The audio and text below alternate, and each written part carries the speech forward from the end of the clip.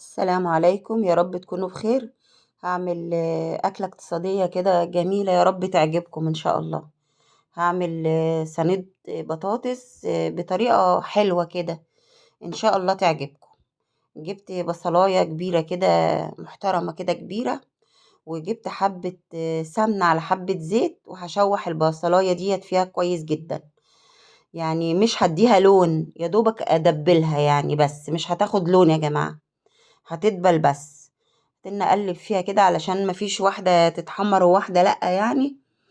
فلون بسيط، لون بسيط، يعني انت لو انت عايزة تحط لها حبة فلفل اسمر كمان تبقى كويسة جدا كده. وبعدين حطيت فلفل اخضر.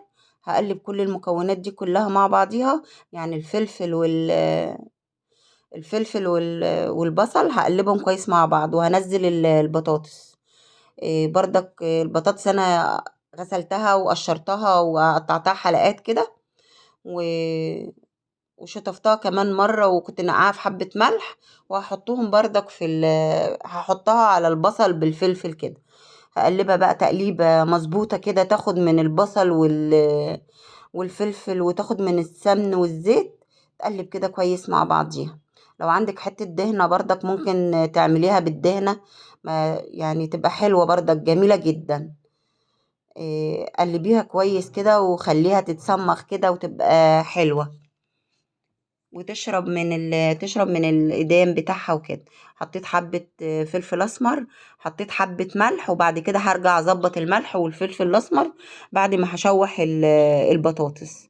أنا ضربة يعني مقدار من الطماطم ضربته في الخلاط، وأحط عليها لما بردك أخليها تاخد وتدي كده مع الفلفل الأسمر والملح والبصل والفلفل الأخضر.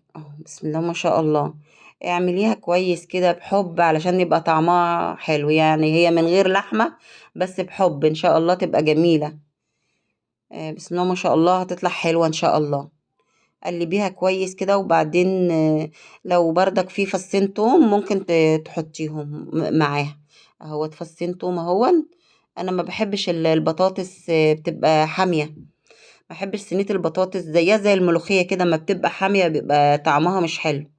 بحبها معتدلة، يعني طعمها حلو، يعني الفلفل الأخضر ده في حتة صغيرة بس هي اللي حامية. يعني يا دوبك ممكن مش هتلاحظي إن هي حامية. الطماطم ضربتها في الخلاط، بس مش بتك عليها في الضرب، بحبها خشنة. بحب الطماطم خشنة للبطاطس، زي ما بعملها للمحشي برضك بحبها خشنة، مش بتك عليها قوي في الضرب. اهي يا جماعة كده، بسم الله ما شاء الله. هي تبصوا شكلها جميل قوي ازاي، جميلة جدا. وبعدين هحط عليها ظبط بقى الملح والفلفل الاسمر والكمون، كزبرة ناشفة كده، يعني اللي عندك في التوابل حطيها، بس انا هعملها بتوابل بسيطة خالص موجودة في البيت. هحط لها حبة كمون، وحبة فلفل اسمر، وحبة كزبرة. لو عندك حبة بابريكا بردك حطيهم بردك، مش هتعمل حاجة. وهسيبها تغلي على البوتاجاز من فوق، وبعدين هحطها في فرن البوتاجاز. حطيت لها حبة فلفل اسمر، انا كنت حاطه لها حبة قبل كده. حطيت لها الحبة الصغيرين دمت، هحط لها حبة كمون كمان. ظبطيها كده وملحيها حلوة، تبقى في منتهى الجمال، تبقى طعمها حلو ان شاء الله. اهي بسم الله ما شاء الله جميلة جدا اهي. حطي بقى عليها حبة كزبرة كده. التوابل الموجودة عندك في البيت، مش لازم توابل معينة، يعني توابل موجودة عندك في البيت، كلنا عندنا فلفل أسمر وكمون وكزبرة، دي أقل توابل بتبقى موجودة يعني. هسيبها على النار تغلي غلوة جامد كده علشان ما تاخدش طياب مني في الفرن كتير. اهو بصي ظبطي الملح بقى وظبطي حاجتك، وهغطيها واسيبها تاخد غلوة كده على النار، عبال ما احضر صينية رز او برام رز. الرز عندي اهوت، انا هعمله في الصينيه ديت، بحب اعمله في الصينيه ديت، بيبقى شكلها جميل كده، كانك عامله صينيه بشاميل. حطيت اللبن او الحليب. بحط اللبن والحليب قد قد الرز.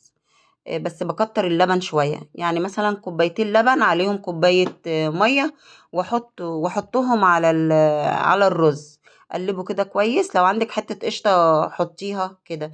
بس بسم الله ما شاء الله اللبن دسم وجميل يعني.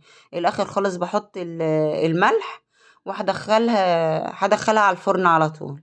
اهيت البطاطس اهيت جميلة اهيت، بسم الله ما شاء الله، حلوة قوي. كان عندي يا جماعة اللي هو باكت صوص الديمجلاس ده، فانا قلت اعزز طعمها كده واحطه. دوت ممكن تحطيه على المشاوي، تحطيه على صينية بطاطس كده يعني. دوبت حبة كده مطرح الخلاط، كان في مكان الطماطم حبة مية كده عليه، وقلبتهم تقليبة كويسة كده. انا الملح هي بتبقى متبلة فيها ملح، فانا عاملة حسابي ان البطاطس ملحها مش عالي، على اساس تبقى حلوة يعني. اهوت اول البطاطس كده يعني ايه، فاضل لها كمان 10 دقايق كده وتخش على سوا ان شاء الله يعني. اهي اتحطيتهم كده على وشها، وهدخلها الفرن.